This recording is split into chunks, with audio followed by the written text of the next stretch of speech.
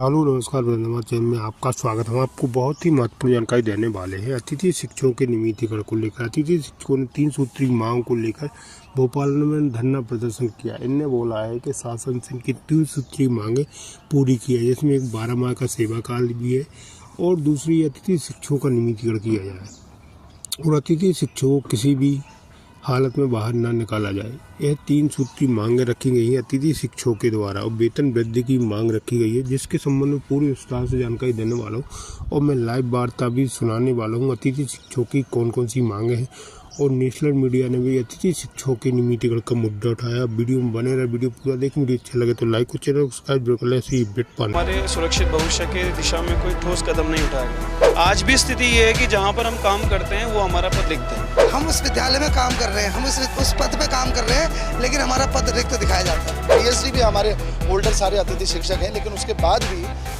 इन 10 सालों में सरकार ने हमारे सुरक्षित भविष्य के लिए कोई प्रयास नहीं किया है। वो काफ़ी दुर्गम हमारे ब्लॉक हैं और वहाँ पे किन परिस्थितियों में, किन विषम परिस्थितियों में हमारा अतिथि शिक्षक इन अल्प मानदेय का मानदेय हमें दिया जा रहा है। एक महीने में करीब 4 बार अतिथि शिक्षक जो है प्रभावित हो जा रहा है। तो सुबोध उनियाल जी का भी वो बयान है, वीडियो रिकॉर्डिंग भी हमारे पास है कि उन्होंने कहा था कि आपके पदों को रिक्त नहीं माना जाएगा। तो हमारा तो इतिहास ऐसी रहा है, तो हमसे ऐसा सौतेला व्यवहार क्यों? हमें 60 दिन हो गए, हमारे पास सैलरी नहीं है, हमें कुछ नहीं चाहिए, बस हमें हमारे बदलाव चाहिए ताकि ये ड्रामा खत्म हो कि हम यहाँ से वहाँ, वहाँ से यहाँ जाते रहे। हम दूसरे बच्चों को क्या भविष्य बनाए बताइए? ना हमारे भविष्य का अता पता, ना हमारे बच्चों के। मतलब दिन रात इतना डिप्रेशन और टेंशन। आज हम बच्चों का भविष्य बना तो रहे हैं, लेकिन हमारे खुद के बच्चों का और खुद हमारा जो भविष्य है वो अंधकार में है और हम जो है मजबूर हो गए हैं आज यहाँ पे निदेशालय में। प्रदेश के गेस्ट टीचर एक बार फिर सड़कों पर है। कल इलाकों में, दूरस्थ इलाकों में काम करते हुए आए हैं और तकरीबन 10 साल इनको हो गए हैं, लेकिन अब इस बीच मांग ये है कि समायोजन किया जाना चाहिए। सरकार एक पॉलिसी बनाए, कम से कम इनका भविष्य सुरक्षित हो जाए, इसके लिए लड़ाई लड़ी जा रही है। इस वक्त मेरे साथ तमाम ये युवा हैं जो गेस्ट टीचर हैं, उनसे बातचीत करेंगे कि क्या अब लोग आगे ये रणनीति तय कर रहे हैं। आपका क्या नाम है? सर आशीष जोशी। आशीष भाई, ये बताइए कि भी आपने किया था, कई दिनों से आप यहाँ पर बैठे हैं, आगे अब क्या रणनीति होगी? क्या सरकार तक बात पहुँची है? कुछ हो रहा है सरकार के स्तर पर? जी, कूच भी हो गया। कल हमें सचिवालय कूच में वार्ता तक का न्योता नहीं दिया गया। तो सरकार के पास सारी इन्फॉर्मेशन है, लेकिन वो इसको संज्ञानता इसका नहीं ले रही है। सर, हम लोग यहाँ पर तब तक बैठे रहेंगे जब तक इस बार हमारे सुरक्षित भविष्य के दिशा में कोई ठोस कदम नहीं उठाया गया। आज से हम 2.5 साल पहले यहीं पे बैठे थे आंदोलन के लिए। उस टाइम भी गवर्नमेंट के द्वारा अप्रोच किया गया था, विभाग के द्वारा, कि आप इस आंदोलन को समाप्त करिए, आप विद्यालयों में जाइए, वहाँ आपकी आवश्यकता है, हम आपकी मांगों पे जल्दी ही कुछ कार्रवाई करेंगे। लेकिन आज 2.5 साल हो गए हैं सर, हम पुनः उसी स्थिति पे दोबारा खड़े हैं। आज तक उसका कोई संज्ञान नहीं लिया गया है और हमेशा हमको आश्वासन ही दिए जाते हैं। हमें ये नहीं पता होता है कि हम लोग कल के दिन में से स्कूल में हैं भी या नहीं है।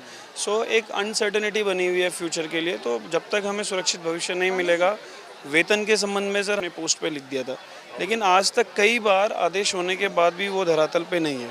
तो हम लोग बाउंडेड हैं सर यहाँ पे बैठने के लिए। यहाँ पर जो भी धरना चल रहा है, हम नहीं चाहते हैं कि हम यहाँ बैठें।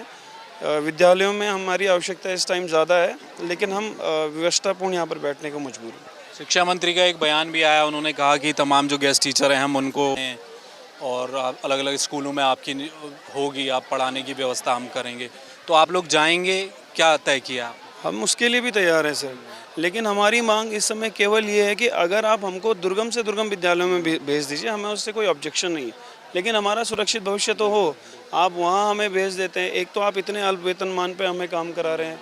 हम लोग 1/4 से भी नीचे की सैलरी पे काम कर रहे हैं और बहुत दूर के क्षेत्रों में काम कर रहे हैं। हमारा कहना ये है कि आप हमें कहीं भी भेजिए, लेकिन हमारा भविष्य सुरक्षित हो। मतलब ये ना हो कि कल के दिन में हम बहुत दूर जाके किसी विद्यालय में जाएं और चौथे दिन वहाँ कोई दूसरा टीचर आ जाए, तो हम लोग बहुत इनसिक्योर फील करते हैं। अभी कुछ समय पहले कैबिनेट में भी जब ये मामला आया था, जब आपकी सैलरी को बढ़ाने वाला मामला लेकर आए थे, तो अब मुझे नहीं पता कैबिनेट नोट में एक्चुअल में क्या कहा गया है, लेकिन जिस तरह से बयान सामने आए सरकार की तरफ से भी, जो बातचीत हुई, अखबारों में भी खबरें आई, क्या उस पद को क्या रिक्त मानती है सरकार? उस समय कहा गया था कि हम उसे रिक्त नहीं मानेंगे, ऐसा कुछ है? जी देखिए सर, फर्स्ट कैबिनेट थी, उसमें हमारे लिए कुछ निर्णय लिए गए थे कि जिसमें हमारे पदों को रिक्त नहीं माना जाना था, और ये था वहाँ पर गेस्ट टीचर है तो वो पद रिक्त नहीं माना जाएगा। मतलब अगर हम वहाँ पर काम कर रहे हैं तो हम लोग उस पद पर हैं, लेकिन उसके बाद क्या हुआ सर, कैबिनेट के आने के बाद वो रेड नोट पे नहीं आ पाया और शायद विरोध हुआ, उसके पीछे की स्थितियाँ क्या थी ये नहीं पता है, लेकिन वो धरातल पे नहीं आ पाया। आज भी स्थिति ये है कि जहाँ पर हम काम करते हैं वो हमारा पद रिक्त है, मतलब हमारी जगह कोई भी आ सकता है और हम वहाँ से डिस्प्लेस हो जाते हैं। तो आज तक उस पर कोई कार्रवाई नहीं की है। इवन जो भाजपा सरकार का जो पहला वो था, ये मैं आपको दिखा दूँ कि उनका ये जो मुख्यमंत्री जी का जो ये संकल्प पत्र था, आप इसमें देख लीजिए। इसमें मैं आपको दिखा दूं, कार्यरत अतिथि शिक्षकों को प्राथमिकता के आधार पर गृह जनपदों में नियुक्त जाएगा तथा इनके पदों को रिक्त नहीं समझा जाएगा। तो ये कहीं धरातल पे है नहीं सर। एक तरह से ये कह दिया कि अब आप उनके आपको स्थायी कर्मचारी तौर पर हमने मान लिया है जी। लेकिन अभी भी सर इस पे हम लोग उसी स्थिति में है, हम लोगों के पदों को काम करते हुए भी रिक्त माना जा रहा है आज तक भी। आपका क्या नाम है? जी, मैं मनोज पांडे। जैसा कि 2015 से हम लोग नियुक्त हैं और एक विभागीय जो एक चयन प्रक्रिया है, निर्धारित चयन प्रक्रिया के तहत हमारा चयन हुआ है। जो आज से इससे पहले विभाग में इस तरीके की व्यवस्थाएं हुई हैं, लेकिन सबसे जो पारदर्शी जो चयन प्रक्रिया है वो अतिथि शिक्षक के लिए अपनाई गई है।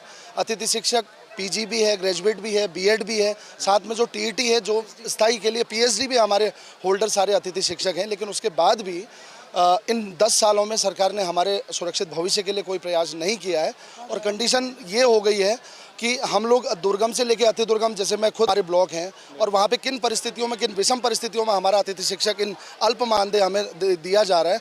जो शायद एक स्थायी शिक्षक जिसको 1-1.5 लाख रुपया मिल रहा है वो भी वहाँ पे जो है नहीं कर पा रहा उस तरह से, जिस तरीके से एक सुरक्षित भविष्य की आस में अतिथि शिक्षक कहीं ना कहीं ये आस लगाए हुए कि सरकार कहीं ना कहीं उसको जो है एक पारितोषिक देने का काम करेगी और उसको एक सुरक्षित भविष्य देने का काम करेगी। लेकिन सरकार इसमें असफल रही है। लगातार हमें आश्वासन दिए जा रहे हैं और मैं आपके चैनल के माध्यम से बता देना चाहता हूं कि अतिथि शिक्षक की एक आज ये हालत हो गई है कि अगर उसको 10 केजी का एक वो चावल का बैग भी खरीदता है, उसको ये यकीन नहीं है कि वो 10 केजी का चावल का बैग क्या वो उसी कमरे में या उसी विद्यालय में ख़त्म कर पाएगा या उसे कहीं और जगह उसे पैक करके लेके जाना पड़ेगा, उसको ये पता नहीं आ रहा है। तो इस वजह से हम जो है मजबूर हुए हैं, क्योंकि हमें बार बार ये आश्वासन मिले हैं। जैसा कि जोशी जी ने भी अभी कहा कि कैबिनेट में हमारे लिए निर्णय लिया गया था, जिसमें जो हमारे ये संसदीय जो कार्य मंत्री जी का भी वो बयान है, वीडियो रिकॉर्डिंग भी हमारे पास है, कि उन्होंने कहा था कि आपके पदों को रिक्त नहीं माना जाएगा, लेकिन भी उस पर कोई भी शासनादेश सरकारी स्तर पर जारी नहीं हुआ है, जिससे हम जो है मानसिक रूप से व्यथित हैं और आज सड़क पर आने पर को मजबूर हैं। आपका क्या नाम है मैम? मेरा नाम विनीता पांडे है। बताइए बीच का रास्ता क्या निकलेगा, क्योंकि एक तरफ सरकार कहती है कि बेरोजगारी बढ़ रही है, हमें सरकारी नौकरियां भी निकालनी है, शिक्षा विभाग में भी हमें नई नियुक्तियां निकालनी हैं, कोई बीच का रास्ता है क्या जिससे कि आप लोगों का भी एक ठीक हो जाए कि आप लोग काम कर पाएँ और नई नियुक्तियां भी जो हो रही हैं वो हो पाएँ? क्या उसके किसी बीच रास्ते के लिए आप लोग तैयार हैं अगर सरकार बात करती है तो?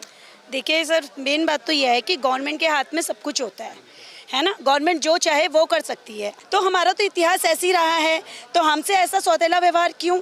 हमें हर 60 दिन हो गए, हमारे पास सैलरी नहीं है, हम मजबूर हैं यहाँ पे इस तरीके से।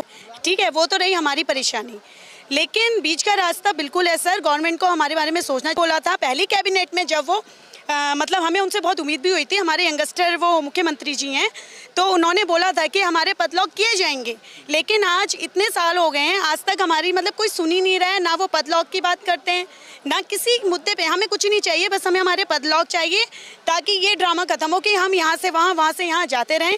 इससे महिलाओं को बहुत समस्याएं होती हैं, हमारे बच्चे प्रॉपर नहीं पढ़ पा रहे। हम दूसरे बच्चों का क्या भविष्य बनाए बताइए? ना हमारे भविष्य का अत्ता पत्ता, ना हमारे बच्चों के। मतलब दिन रात इतना डिप्रेशन और टेंशन है कि बहुत मुश्किल है सर।